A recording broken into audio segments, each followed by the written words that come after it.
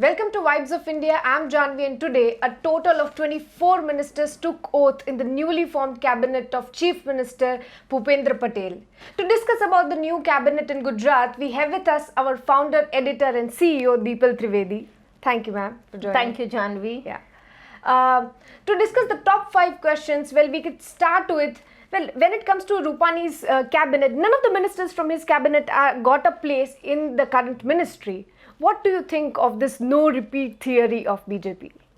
I think it's unprecedented completely. Okay. In Kerala, there was an attempt made by the chief minister after his historical win. Okay. But he ensured that he continues as the chief minister and inculcated some of his family members in the cabinet. But in this case, Prime Minister Modi and others concerned, I'm sure it is Home Minister Amit Shah, who could have been consulted and who I'm sure would have been consulted, took the decision of not just sacking ministers, but sacking the entire cabinet led and also the chief minister. Entire replacement. This is unprecedented. True. And even the region and class representation in the cabinet is very interesting. What are your thoughts on the same? Yeah, so this may seem to be unprecedented, but it is a very calculative, planned, strategic, serious, and above all, I would say a very smart exercise. The BJP has been facing trouble in Gujarat because of the Patidars and their agitation demanding reservation for government jobs, right? So the BJP has tried to finally address this issue. The chief minister is a Patel, a Patidar. Similarly, when you talk of regional representation, much importance has been given to South Gujarat, Saurashtra and Central Gujarat, which are hubs of Patidars and the Patidar population. And thirdly, I would say the caste factor. If you look at the entire 24 plus 1, that is the chief minister himself, right? There are 8 Patidars, which form the highest number of ministers in the cabinet, right?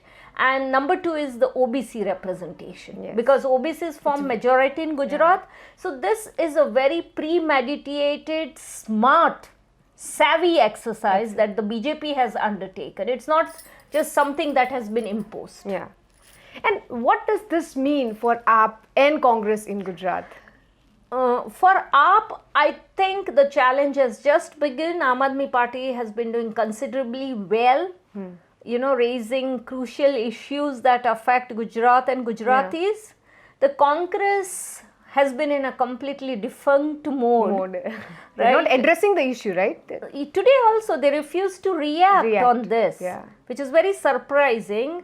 But I personally see that by, or rather in next 3 weeks, the Congress also will wake up and finally, and I would stress on the word finally, appoint state and in charge secretary, the Gujarat state president and a new leader of opposition.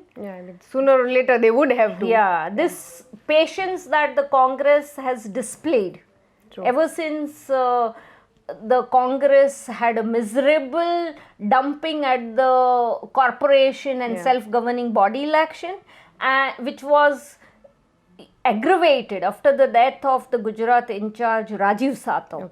The Congress should have addressed this issue rather than just sitting over it. And if they don't do it now, then True. But still, I would say that the Congress and AAP both have a good chance. Because still wake up. It's a wake up. It's the final wake up call. Right? It's the final wake up call. Number 1 and number 2. All the ministers are inexperienced. There would be lots of dissidents within the BJP that they are not visibly showcasing. But maybe it could turn into advantage for the opposition parties. True. It can be an opportunity if they look at it that way. True. And today I was at Raj Bhavan, Gandhinagar, and I could see that there was no visible dissent amongst the members. In fact, the outgoing cabinet members accepted the fact. So what do you have to say about this? I think this is very characteristic of the BJP, yeah. RSS, and the Jansangh philosophy, where no individual is important. Yeah, Right? It's the party that matters, not the person. true. So even if there are feelings of being left out or yeah. anyone feeling miserable and like very logically Yeah, feeling that they have been met with injustice, nobody can dare to raise their voice. yeah. It doesn't even reflect on their face. That's another strategy that I'm sure all BJP leaders in Gujarat have had to master. True. Just to accept orders, whatever they are. Yeah, true. Yeah, I think that's a very strong point that the party has and a very strategic one. I would call it strong also, and I would also call it lack of democracy. Okay. It goes both Ways. True. And tell us that what does this no repeat theory mean for India in general? What is the message that PM wants to give to the nation? Oh, this is a very good question, Janvi.